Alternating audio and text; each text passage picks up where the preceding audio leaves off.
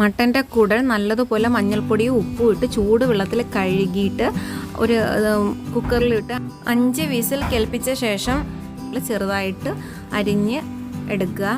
ഇനി ഇതിനാവശ്യമായ മറ്റ് ഇൻഗ്രീഡിയൻസ്: തേങ്ങ, വെളുത്തുള്ളി ചതച്ചത്, ഇഞ്ചി, സവാള, മുളക്, മല്ലിയില അല്ലെങ്കിൽ കറിവേപ്പില, തക്കാളി, കുരുമുളക് പൊടി, ഓയിൽ, ഉപ്പ്.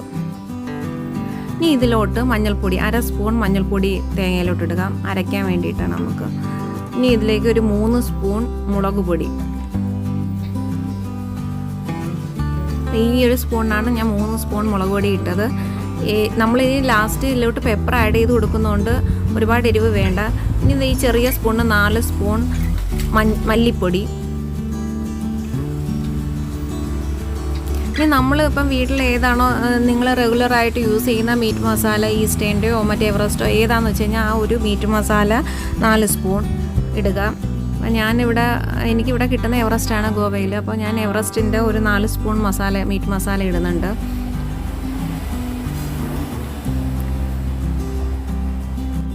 ഇനി ഇതിലോട്ട് 1/2 സ്പൂൺ പെരിഞ്ജീരകം ആഡ് ചെയ്ത് കൊടുക്കുക. ഇനി ഇതെല്ലാം കൂടി ഒന്ന് അരച്ചെടുക്കണം. അരയ്ക്കുമ്പം പീര പരുവത്തിൽ വേണം അരച്ചെടുക്കേണ്ടത്. ഒരുപാട് അരഞ്ഞങ്ങ് പോകരുത്, പീരയായിട്ട് കിടക്കണം. ആ ഒരു പരുവത്തിന് അരച്ചെടുക്കുക. ഈ ഒരു പരുവം ഇതുപോലെ ഇത്ര അരഞ്ഞാൽ മതി, ഇതിൽ കൂടുതൽ അരയേണ്ട കാര്യമില്ല.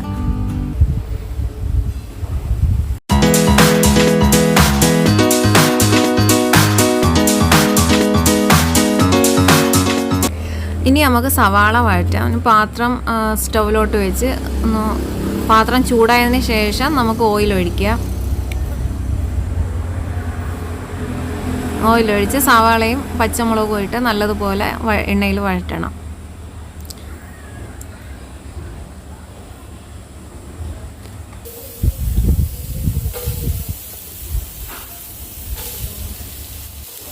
മട്ടൻ്റെ കുടൽ ക്ലീൻ ചെയ്യുന്ന സമയത്ത് നമ്മൾ നല്ല രീതിയിൽ ഉപ്പും മഞ്ഞൾപ്പൊടിയും ഇട്ട് ചൂടുവെള്ളത്തിൽ തന്നെ കഴുകി നല്ലതുപോലെ ക്ലീൻ ചെയ്തെടുക്കുക.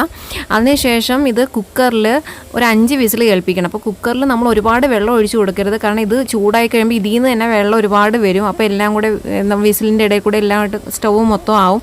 അപ്പോൾ അതുകൊണ്ട് നമ്മളൊരു 1/2 ഗ്ലാസ് വെള്ളം ഒഴിച്ച് കൊടുത്താൽ മതി.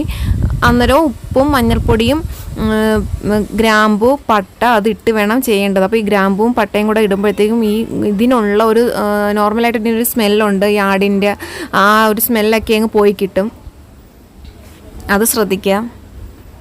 ഇനിയിപ്പോൾ ഈ ഉള്ളിയിലോട്ട് കുറച്ച് ഉപ്പ് ഇട്ട് കൊടുക്കുക. ഉള്ളിയിൽ ഉപ്പിട്ട് കഴിഞ്ഞാൽ ഉള്ളി പെട്ടെന്ന് വാടി വരും. ആ ഉള്ളിയിൽ ഉപ്പിൻ്റെ ടേസ്റ്റ് പിടിക്കുകയും ചെയ്യും. അതുകൊണ്ട് നമ്മളൊരു ലേശം ഉപ്പിട്ട് വേണം വഴറ്റേണ്ടത്. ഉപ്പിനെ ഇടുമ്പം ശ്രദ്ധിക്കുക, നമ്മൾ നേരത്തെ കുടൽ അവിച്ചതിനകത്തും ഉള്ളിയിലൊക്കെ ഉപ്പ് ഇട്ടിട്ടുണ്ട്. ഇനിയിപ്പോൾ ഇടുമ്പോൾ അതനുസരിച്ചുള്ള ഉപ്പേ ഇടാവൂ.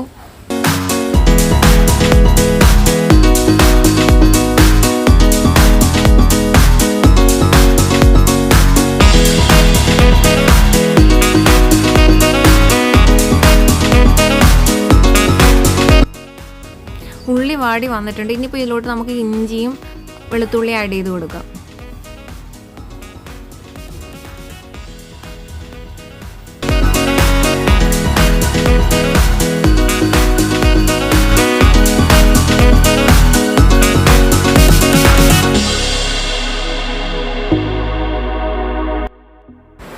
ഇനി നമ്മളിതിലോട്ട് തക്കാളി ആഡ് ചെയ്ത് കൊടുക്കും. ഇപ്പം സവാളയും ഇഞ്ചിയും വെളുത്തുള്ളിയും കൂടെ ഒക്കെ ഒന്ന് മിക്സായി നല്ല ഒന്ന് വഴണ്ടി വന്നിട്ടുണ്ട്. ഇനി തക്കാളിയും കൂടെ ചേർത്ത് നല്ലതുപോലെ കുറച്ച് സമയം കൂടി കിടന്ന് നല്ലതുപോലെ വഴണ്ടി വരണം.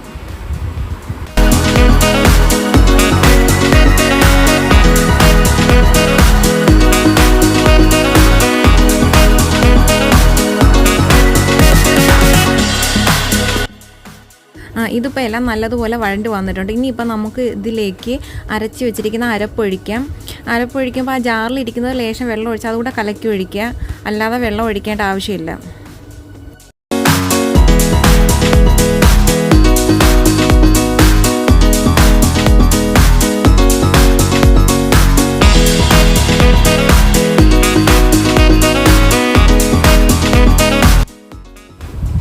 ഇതിലിനി ആവശ്യത്തിന് ഉപ്പുപൊടി ചേർത്ത് കൊടുക്കുക. എന്നിട്ട് നമ്മൾ സ്റ്റീം ചെയ്ത് വെച്ച് ചെറുതായി നുറുക്കി വെച്ചിരിക്കുന്ന മട്ടൻ്റെ കുടൽ കൂടി ആഡ് ചെയ്ത് കൊടുക്കുക. അപ്പോൾ ഒരു കാര്യം ശ്രദ്ധിക്കാൻ, നമ്മൾ കുക്കറിൽ വേവിക്കുന്ന സമയത്ത് ഇതിൽ കുറച്ച് വെള്ളം ഉണ്ടാവും സ്റ്റീം ചെയ്തെടുക്കുമ്പോൾ. ആ വെള്ളം കളയരുത്, നമുക്ക് ഇതിലോട്ട് ആഡ് ചെയ്ത് കൊടുക്കാൻ പറ്റും. പിന്നീട് നമുക്ക് വേറെ വെള്ളം ചേർക്കേണ്ട കാര്യമില്ല. ഈ കുടൽ വേവിച്ച് ആ വെള്ളം തന്നെ നമുക്ക് ഇതിലോട്ട് ഒഴിച്ചാൽ മതി. നല്ലതുപോലെ മിക്സ് ചെയ്ത് കൊടുക്കുക. ഇത് കുറേ സമയം എടുക്കുന്ന ഒരു റെസിപ്പിയാണ്. നമുക്ക് പെട്ടെന്ന് അങ്ങ് ആക്കിയെടുക്കാനൊന്നും പറ്റില്ല. എന്തായാലും ഏറ്റവും കുറഞ്ഞത് 1 മണിക്കൂറെങ്കിലും സമയം ഇതിനെ വേണം. ക്ലീനിങ്, പ്രിപ്പറേഷൻ, കുക്കിംഗ് എല്ലാം ആയിട്ട് 1 മണിക്കൂറെങ്കിലും വേണ്ടി വരും. പിന്നെ വളരെ സ്പീഡിന് ചെയ്യുന്നവർക്കാണെങ്കിൽ അത്രയും സമയം വേണ്ടി വരില്ല. എൻ്റെ ഒരു കണക്കാണ് ഞാൻ പറഞ്ഞത്. കുക്കറിൽ നമ്മൾ സ്റ്റീം ചെയ്തപ്പം കിട്ടിയ കുറച്ച് വെള്ളം ഉണ്ടായിരുന്നു, അതുകൂടി ഇതിലോട്ട് ആഡ് ചെയ്ത് കൊടുക്കുകയാണ്.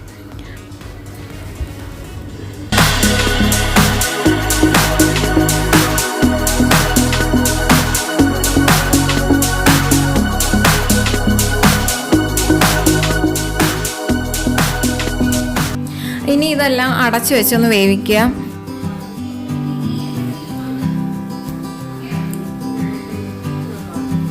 അരപ്പെല്ലാം പിടിച്ച് നല്ല ആയി വന്നിട്ടുണ്ട്. ഇനി ഇതിലോട്ട് നമുക്ക് മല്ലിയില ആഡ് ചെയ്ത് കൊടുക്കാം. മല്ലിയിലയും പെപ്പറും ഇട്ട് കൊടുക്കണം. കുരുമുളക് പൊടി നമ്മൾ അവസാനമാണ് ആഡ് ചെയ്യേണ്ടത്. കാരണം എന്നാലും അതിനൊരു നല്ല മണവും ആ ഒരു ടേസ്റ്റും ഒക്കെ കിട്ടണമെങ്കിൽ അവസാനമാണ് കുരുമുളക് പൊടി ചേർക്കേണ്ടത്. ഇപ്പം തന്നെ നല്ല മണം വന്നു തുടങ്ങിയിട്ടുണ്ട്. നല്ല മണം, ആ കുരുമുളക് പൊടിയും കൂടി ഇട്ടപ്പോൾ നല്ല മണവും ഒക്കെ. നിങ്ങൾക്കിപ്പോൾ കുറച്ച് ഗ്രേവി ആയിട്ട് വേണമെന്നുള്ളവർക്കാണെങ്കിൽ ഇവിടെ വെച്ചിട്ട് നിർത്തി ഇത് ഉപയോഗിക്കാം. അതല്ല, ഞാനിപ്പോൾ റോസ്റ്റ് വരിക കുറച്ചും കൂടി ഒന്ന് വഴണ്ടി, എത്രത്തോളം ഇതിങ്ങനെ സ്റ്റൗവിൽ ഇങ്ങനെ അടുപ്പിൽ വെച്ചിട്ട് നമ്മളിങ്ങനെ വഴറ്റിയെടുക്കും അത്രയും ടേസ്റ്റ് ഇതിന് കൂടും. അതാണ് ഇതിൻ്റെ ഒരു പ്രത്യേകത. നല്ല ടേസ്റ്റ് കൂടിക്കൊണ്ടേയിരിക്കും. അങ്ങനെ നമ്മുടെ മട്ടൻ കുടൽ റോസ്റ്റ് റെഡിയായി വന്നിട്ടുണ്ട്. ഇനി ഇത് നമുക്ക് ചൂടോടുകൂടി കഴിക്കാൻ ഇനി താമസിക്കേണ്ട. പിന്നെ അപ്പോൾ നിങ്ങൾക്ക് ഈ ഒരു റെസിപ്പി ഇഷ്ടമായി കാണുമല്ലോ. ഇഷ്ടമായി കഴിഞ്ഞാൽ തീർച്ചയായിട്ടും ലൈക്ക് ചെയ്യുക, ഷെയർ ചെയ്യുക, നിങ്ങളുടെ ഫ്രണ്ട്സിന് ഷെയർ ചെയ്ത് കൊടുക്കുക, ചാനൽ സബ്സ്ക്രൈബ് ചെയ്യുക. നിങ്ങൾ ലൈക്ക് ചെയ്യുകയോ സബ്സ്ക്രൈബ് ചെയ്യുകയോ കമൻറ്റ് ചെയ്യുകയൊക്കെ ചെയ്യുമ്പോഴേ എനിക്കും മനസ്സിലാവുള്ളത് എല്ലാവരും കാണുന്നുണ്ട് എന്ന്. അപ്പോൾ ഓക്കെ, ബൈ, ടേക്ക് കെയർ.